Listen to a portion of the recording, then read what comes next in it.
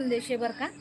कधीही कोणासाठीही मनामध्ये झुरत बसू नका, टेन्शन वगैरे घेऊ नका, डिप्रेशनमध्ये जाऊन स्वतःचं हाताने स्वतःचं वाटोळं करून घ्यायचं नाही बरं का. कधी सुनील दादा आलेले आहे, सुनील दादांचं आगमन झालेलं आहे लाईव्हवरती. नाही डोकं नाही दुखत मग दादा, तरी पण तुम्ही एकदा चेकअप करून घ्या. हातापायाला मुंग्या वगैरे आलेल्या चांगल्या नसतात. आणि पॅरालिसिसचं सायनम सिम्पटम्स जे आहे, म्हणजे चिन्ह आणि लक्षणं जे आहेत ते हातापायाला मुंग्या येतात बरं का.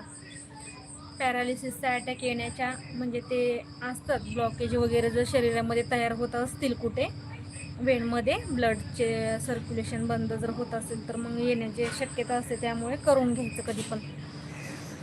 आणि प्रॉपर्टी, आपण एवढी प्रॉपर्टी कमवतो पण आपल्याला कधी एक स्वतःसाठी 10,000 रुपये आपण ब्रँडेड कपड्यांवर त्याच्यावर आपण हे करू शकतो, म्हणजे खर्च करतो. पण स्वतःच्या शरीराची एकदा तरी वर्षातून फिजिकल एक्झामिनेशन प्रत्येकाने करून घ्यावी.